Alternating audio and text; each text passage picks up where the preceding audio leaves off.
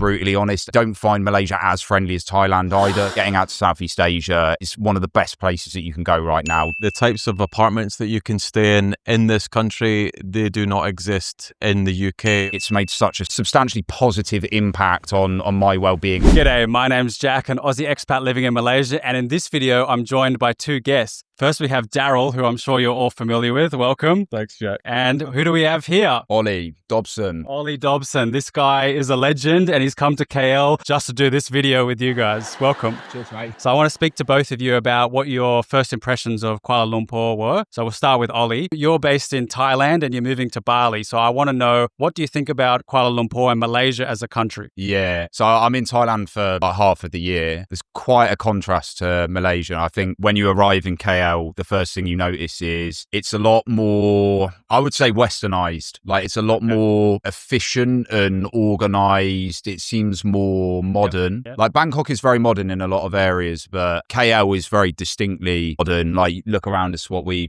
got here. Less chaotic on the roads. Okay. That's another thing that I'd say. And the main thing is actually the green space. Like, don't get me wrong, I love Bangkok. Like, really, really great city for different reasons to KL. But the green spaces here are great. There's so much nature everywhere, really good parks, and it feels a bit fresher. There's a different energy to it. Yeah, that's great insights. I agree. KL has a bit of everything, and also the English. So a lot of people speak English, whereas in Thailand, you're going to have a different experience. Yeah, you do. I mean, again, I love the Tinglish, and I'm learning Thai myself at the moment, but that is a big, big plus that you get if you are a native English speaker, or actually anyone really that can speak English. You come here and the people have a much higher level. So it does make things easier in that sense. Like, a lot of the signs are also in English. Yeah. So if you're coming to Southeast Asia for the first time, instead of Bali, instead of Thailand, try Malaysia. It's a little bit of a different taste, and you're going to be able to settle in quite easily. Daryl, did you have the same experience? What do you think about someone coming for the first time to Southeast Asia? I mean, if you're coming to Southeast Asia for the first time, you might want to start here in Kuala Lumpur, Malaysia. You've got the best of Southeast Asia right here. Not just Southeast Asia, but all of Asia. You can also travel to so many different countries within Southeast Asia direct from Kuala Lumpur International Airport. So it's a great place to base yourself if you want to explore Southeast Asia. Exactly. And Olly, before, we were just talking before this video, he asked me what are 3 important things or 3 advantages about Malaysia, selling points that I would say. So I have to think about it. The first one is the cost of living. The second one is the weather. And the third one is the culture and the people. So let's start with cost of living. Olly, what do you think about the cost of living in Malaysia versus Thailand or Bali or other Southeast Asian countries in your limited experience? Yeah, so it depends. I mean, like, I've been to other places in Malaysia as well. I've been to Langkawi, I've been to Georgetown. The accommodation here is really affordable. It's kind of similar to Bangkok with the condo situation as well. But one thing that I have noticed is the condos here generally seem to be a little bit bigger. Right. You have more older condos here. Yep. Thailand has a lot more modern ones in Bangkok specifically. But yeah, they're more modern here. Going out for food, if you're eating local, like the Malay food, well, actually all of the Indian and the Chinese food that you get here as well, it's pretty similar to Thailand. I think where Thailand becomes more expensive is if you go to places in the south. That's the primary thing. Like, North Thailand is really cheap. If you go to Chiang Mai, very, very cheap. South Thailand, around Phuket and the areas where the tourism is really, really centered, it can be very, very expensive. But overall, they're very similar. And look, compared to the West, like, the value for money that you're getting here, like, we were just saying this, we were sitting in a pub, we're having a few pints in this brand new building, really modern, really nice. And if you were doing that in the average city in the West, like, we would have been paying double what we were for that. Yeah, so it was 160 ringgit, which is about $55. That would have been 160 Aussie dollars or more. You made a few good points there. So I showed you my condo that I just moved into. Would you say it's a good deal? Yeah, 100%. Yeah, and like where I'm staying with my mates at the moment, which is a more affluent expat area. Mont Kiara. Yeah, that's in Mont Kiara. Like, given they're there and you can see around you, it's noticeably more wealthy, but still, they were paying so little for the condo that they've got, and it's so spacious, huge windows, loads of natural daylight. If you had that in the West, the amount you'd be paying would just be substantially more than what you get here. Yeah, that's right. So I've just moved into a 2-bedroom, 2-bathroom for 3,000 ringgit a month, which is about 1,000 Aussie dollars. So it works out about 250 a week, and you get all the amenities and the facilities as well. Daryl, you've been staying here for a few months too. You've been going from different apartments and staying in different places. What do you think about the value of accommodation and in general the cost of living? Yeah, you're getting incredible value here in Kuala Lumpur, Malaysia. I mean, the types of apartments that you can stay in this country. They do not exist in the UK or in the West in general. You can stay in massive complexes. You can get like a one bedroom or a studio or a 2-bedroom flat. You've got different kinds of apartments that you can stay in here, but they're all in high rises. You'll also have like a swimming pool that you'll have free access to. You'll have a gym that you'll have free access to, as well as like a yoga room, reading room, saunas. You've got all of these other facilities that you get access to when you live here in Kuala Lumpur. It's a massive like level up compared to the UK, where you're just getting completely extorted for rent there. You're getting a tiny little flat and you're getting nothing else. Your bins are not even getting collected. You know what I mean? So that's how a lot of people feel. And also you had another good point about the tourist prices. So Daryl just went to Krabi. Ollie was saying in different tourist areas in Thailand, you're going to be paying a lot more money. Whereas in Malaysia, I think, it's pretty fair. Everyone pays roughly the same price, right? Oh yeah, absolutely. Just because, we're obviously foreigners here in Malaysia, they're not actually like overcharging us here. You get a really decent rate, and, the ringgit is not exactly the strongest currency. So when you're paying in pounds or Aussie dollars or American dollars, your money, your local currency is going a long way. That's it. So another important factor about Malaysia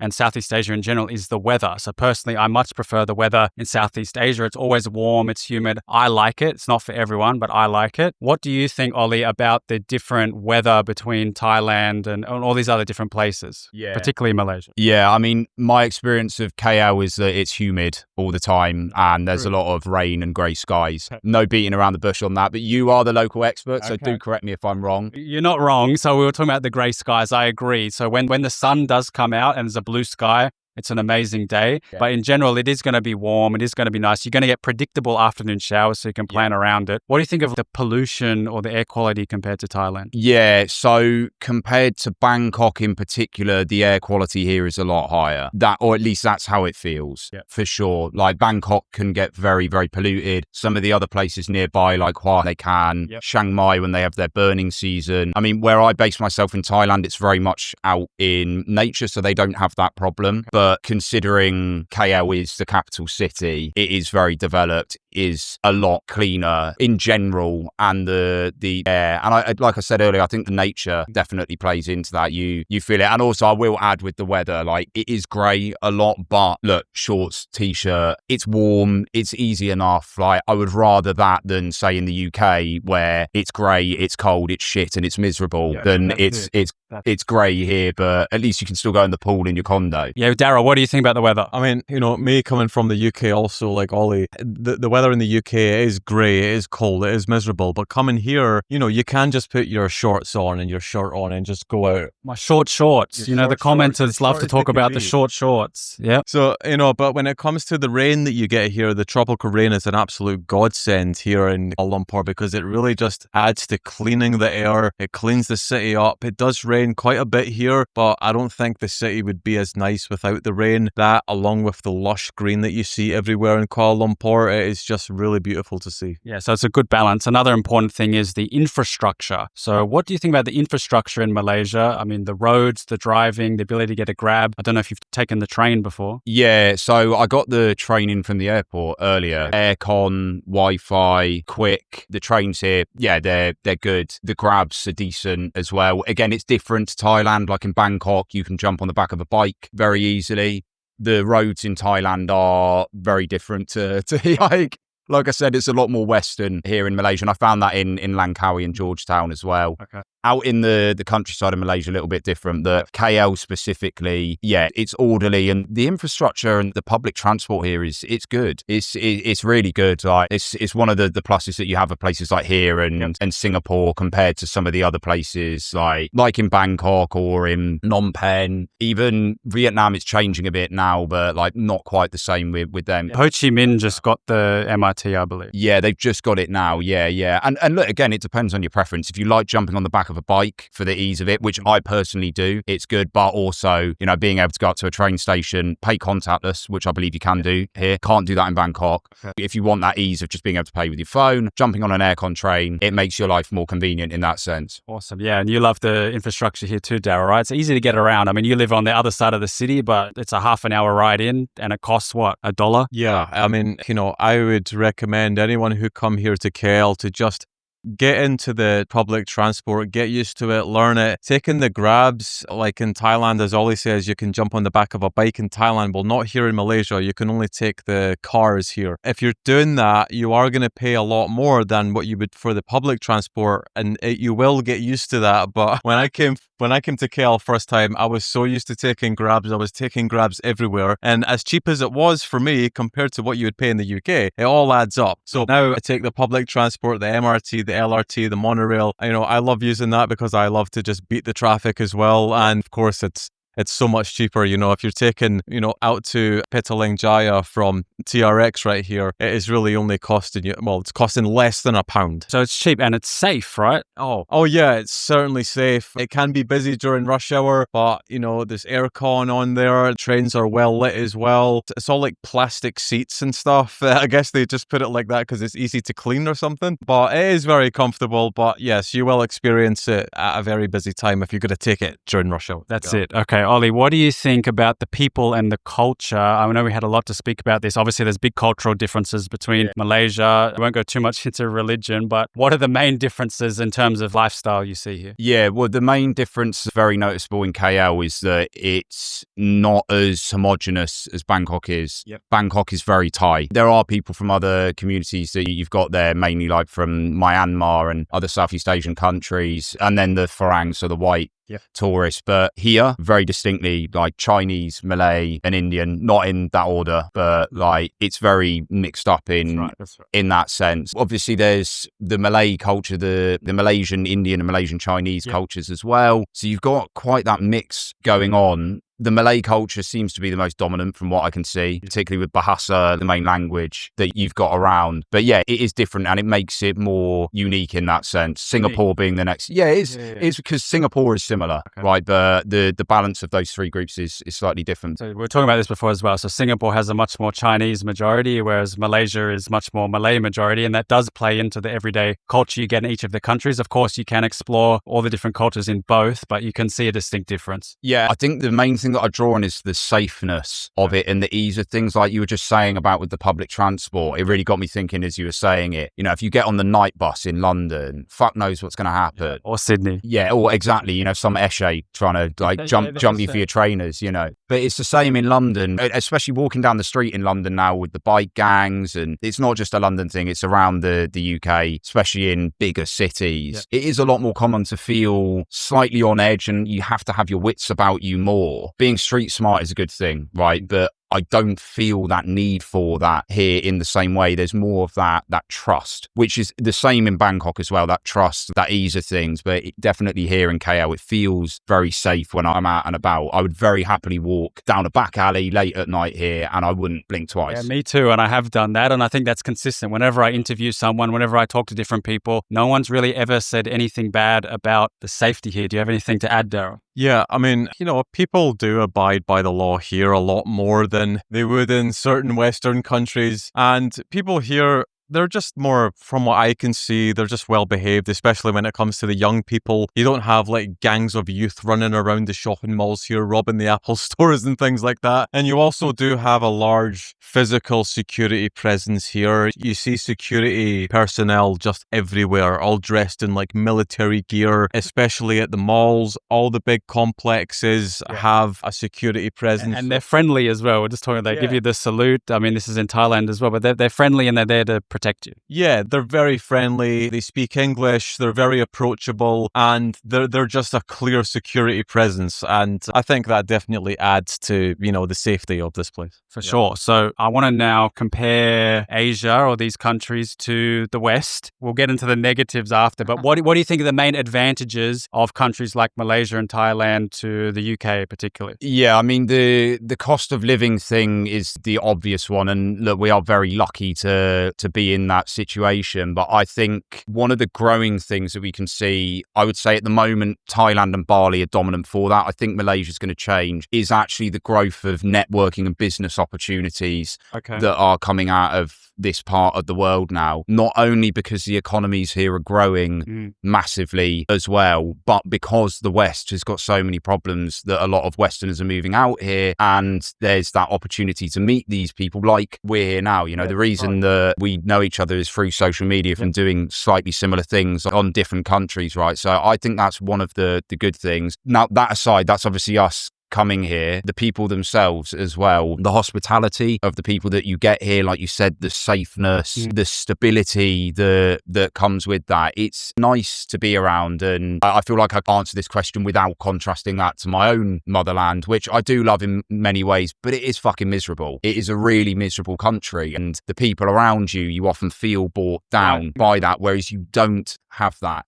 here, especially for me in Thailand, where they're very, very smiley. In the other Southeast Asian countries, they're also approachable and chill, like you said, with the security guards. It just makes life so much easier day to day. You leave your house and you go out and people, they smile and they're chill. It's just that little day-to-day difference makes such a big difference overall. Yeah, I completely agree. I think Thailand has more of that, you know, that happy vibe. I mean, more so than Malaysia, but that doesn't mean people aren't friendly here. They're maybe just a bit more shy. But we've had scenarios when we went to Malacca. I mean, the Malay girls, you know, you think they're reserved, but when you started waving to them and saying hi, they were like, yeah, I want to be in the video. It was awesome, right? Yeah. The people here are very friendly, and, you know, just because we're obviously like foreign tourists, we look like, but the local people are more than happy to interact with us here. Of course, maybe we just look approachable.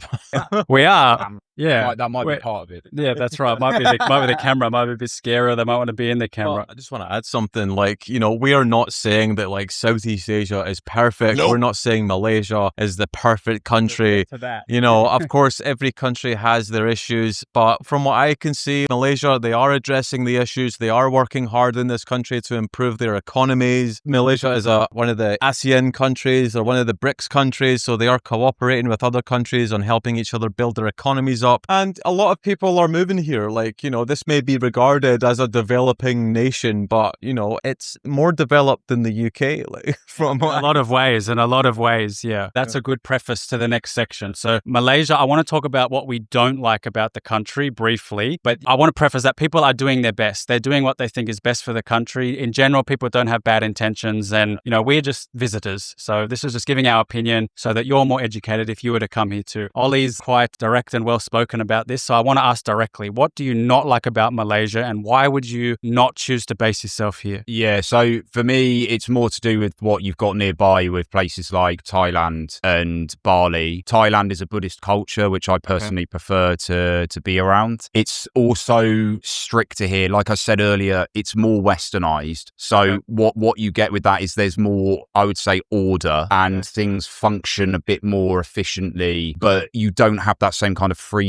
that you get in Thailand. I don't find Malaysia as friendly as Thailand either, to be brutally honest, and maybe that is because of the mix of cultures that you get. But yeah, I think those are the key reasons, really. Like, I would rather be here than in the UK. I'd say that for sure. But I think just for me personally, Thailand next door is the one country that I found that I related to the most. And it's the same, like I wouldn't choose Vietnam, because Vietnam is more reserved culture. But Thailand, the Balinese as well, like in Bali, they're a lot more outgoing in that sense. And yeah, I have to admit as well, the partying side of things too. Like Thailand, I would say Thailand blows every country in Southeast Asia out of the water when it comes to that side of things. Bali might come slightly close, but Thailand has the best of it for sure. That's a good balanced answer. Yeah, I agree. I mean, it depends what you're looking for. So that's why I promote Malaysia to more family oriented, a bit more conservative people. If you want a stable base, then Malaysia is probably the place to be. But you are comparing yourself with Thailand and Bali and these other countries like Vietnam. They are viable options as well. So it's just a comparison. Daryl, what do you think about this topic? What's something you don't like about Malaysia? You know, in all honesty, something I don't like about Malaysia, you know, this may be a bit of a cliche, but it is a bit too hot sometimes. You know, like you walk around like sweating your ass off, like, you know what I mean? So, but you got air conditioning in the mall. Exactly. You will find yourself going into the malls a lot here. Like you will love the malls when you're here in Malaysia. One of my shorts that popped off was that people don't walk.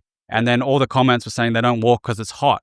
And then people said they walk in the malls, which is true because it's got air conditioning. So, of course, that's just something, you know, like I do love the warmer weather, but it can be very humid here. So it's just that kind of, you know, sweating every day. And when it comes to another thing that I'm not really fond of, well, this is a bit of a good thing and a bad thing. Just say it. You've got nice, clean, modern areas here in Kuala Lumpur. But, you know, you walk 5 minutes down the street and you'll be in a much more kind of dirtier kind of place that's looking a bit more kind of rugged and just so like... you need to know the good areas. So that's why we're at TRX. It's the best place. Exactly. We're at the Exchange TRX right now, which is like the most modern, cleanest place. But I mean, it's not a bad idea to actually just get out there and go and explore the nitty gritty places. But you will find yourself in a much more kind of smellier area, you know, as soon as you leave like the kind of clean areas. You know? Okay, that's interesting. And I just had another thought. There was a nice lady who walked by just before, so I want to talk about the dating. So what do you think about women in Southeast Asia? And have you had any experience with women in Malaysia? I haven't in Malaysia, actually. So I can't comment on that. Don't know anything about dating culture in Malaysia. In Thailand, yeah, there's a lot that can be said about that. I mean, look, personally, my type is Scandinavian women, so they're quite a contrast to the East Asian women. Yep. But yeah, you know, Thailand has a reputation for it attracts loads of passport bros. I'm not going to be diplomatic with that. There's a lot of sex tourists. There's a lot of passport bros there. Cambodia, Philippines, same thing. Thailand has a lot more of that. Whether you want to talk about that from the perspective of the guys that are doing it or the women in that industry, you don't seem to have that in the same way here. So yeah, dating culture for me in Southeast Asia has primarily been centered on the tourists actually and the expats that I've been around. And then Bali, same thing, because there's a lot of digital nomads and expats. Yeah, that's interesting. And that's why those countries would probably appeal to you more, because you're going to get less tourists in Malaysia versus these other two countries, although that's changing. I think you're going to see a lot more Western tourists, a lot more expats come to Malaysia. So it's an up-and-coming place. But it is something to keep in mind, and also the religion aspect as well. You know, we are not Muslim, so what do you think, Darryl? Yeah, I mean, when it comes to the dating scene, I've had a few dates. And, you know, like I find the girls here to be a lot more friendlier. They are a lot more keen to actually meet you and go out and such. Of course, you've got lots of different ethnicities that live here. So without saying them, I actually do prefer certain other ethnicities over the other. You know, that's just because... Nothing wrong with that. That's just because I find myself communicating better with certain ethnicities here in Malaysia, that with the kind of more of a cultural background as well. Because I used to live in like Japan as well. I've had a few dates with girls here that are actually not from Malaysia as well. Okay. So they're from like other East Asian countries such as like Japan and, you know, places like that. But yeah, you do have a lot of different nationalities that live in the one place. So you're not confined to just only dating the Malaysian nationals here. You can meet like anyone from all over the world. It's a melting pot. You get access to all the good food and all the good women from different races. Exactly. So Ollie, is there anything else that I haven't asked you about, that anything you want to say about maybe what you're working on, your business, or maybe a message for men out there or people who want to move to Southeast Asia or a country like this? Yeah, for sure. So I have a coaching business where I help entrepreneurs to build their personal brands. And I do also have a community for new entrepreneurs. It's just a group of like-minded guys. Some of them live out here in Southeast Asia, others other parts of the West. But that's just a group where we're helping each other to grow our brands and our businesses. If you are interested in entrepreneurship, or you are an entrepreneur and you want to build a personal brand, this is something that I can help you with. Feel free to check out my channels. But that aside, regardless, if you're into entrepreneurship as a young guy, getting out to Southeast Asia is one of the best places that you can go right now. This is the growing marketplace of the time that we're in. Like I said earlier, there's more people coming out here and doing this. There is so much opportunity for you to build a better life where you have more freedom, ownership, and just a better quality of life where you enjoy things more, rather than being in the West, particularly in the UK, that has a very anti-entrepreneurial and tall poppy based culture, much like Australia. Like, you come out here and you don't have that, especially with the kind of people that you're meeting. And for me, it's made such a substantially positive impact on my well-being. And I can see that in the other guys that come out here too. So 100% get out here, try different countries, whether it's Malaysia, Thailand, Indonesia, Bali, see what works for you. Yeah, come here, try the different countries. You're going to find what works for you. And I would, actively promote what Ollie's doing, because a lot of you ask, I mean, the limiting factor of why you're not moving is money. And you need to be able to earn an income online to be able to do this. So there's nothing wrong with entrepreneurship and having a go and doing it yourself. So if your friends are pulling you down, if your family's pulling you down, surround yourself with guys like us who are going to lift you up. Ollie's happy to help. He's happy to chat with you. If he can't help you, he'll tell you that too. You got to have the right attitude and the mindset. But if you've made it to this point in the video and you want to make a change, then there's nothing stopping you other than taking action. And Daryl also does coaching too, and I'm sure he has a lot to say on this. When it comes to bettering your life, you know, it's all on you. And if you check out my channel, it's mostly about, you know, just getting out of your comfort zone. I'm trying to inspire people to become a lot more confident within themselves, commit self-revolution within themselves, to change themselves. There's a lot of people that want to just relocate and get out there and strive for success in the world, but they don't know exactly how to do it. And it's all about just making that first move. Yeah. If you're interested, check out my channel and do contact me via email for a coaching call on that. That's right. And you don't need to know all the answers. We don't know all the answers, but you take that first step and you figure it out as you go. Thank you very much, Ollie, for coming on. Thank you very much. Been a pleasure. Yeah. Cheers, guys. It was great to meet you and talk to you more off camera as well. And Daryl, thanks again for coming on the channel. You're welcome, Jack. Always a pleasure, my man. Cool. Thanks, guys. Thanks for watching, and subscribe for more videos about life in Malaysia and the rest of Asia. See ya.